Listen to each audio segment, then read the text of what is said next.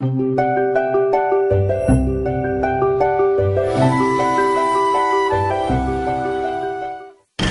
GDP is the total market value of all final goods and services produced in a country in a given year. GDP measures what we made here this year and paid for. If we pay, then GDP goes up, unless we're paying for stuff made somewhere else. We buy a lot of that, but it doesn't count, at least not for us. There are other things that don't count either, like volunteering in my community. It's a waste of time as far as the GDP is concerned.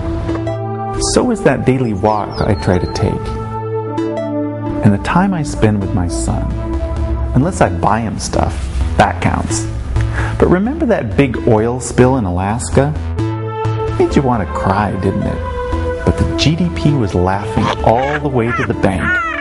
Because first, there was money spent to clean it up. Then those huge legal bills. The spill added more to the GDP than if the oil had made it safely to the refinery. Seriously. Maybe Bobby Kennedy said it best. It measures everything in short, except that which makes life worthwhile. And it can tell us everything about America, except why we are proud that we are Americans.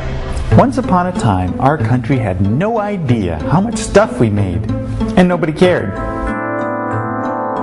Until the Great Depression, when our government adopted national economic goals and needed a way of measuring their achievement.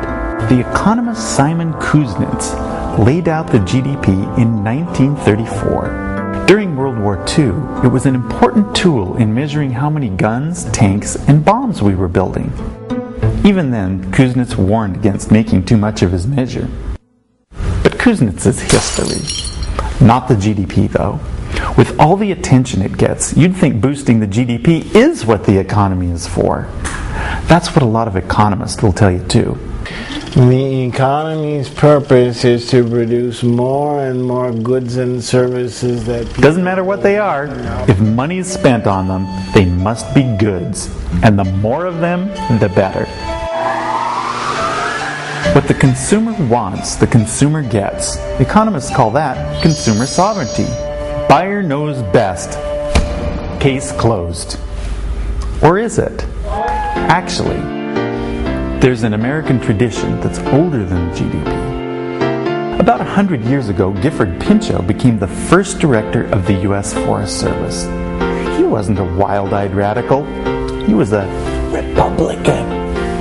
Pinchot believed that the purpose of the economy was the greatest good for the greatest number over the longest run. Think about it. Take the greatest good. What do you think that means? The good life to me is having a job that's in your field that you're passionate about.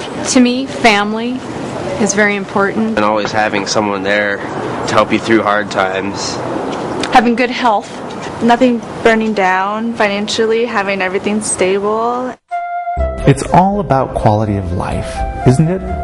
Pursuit of happiness. Money's part of that. Stuff is part of that. But only part.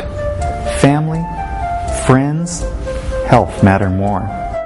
So how are we doing?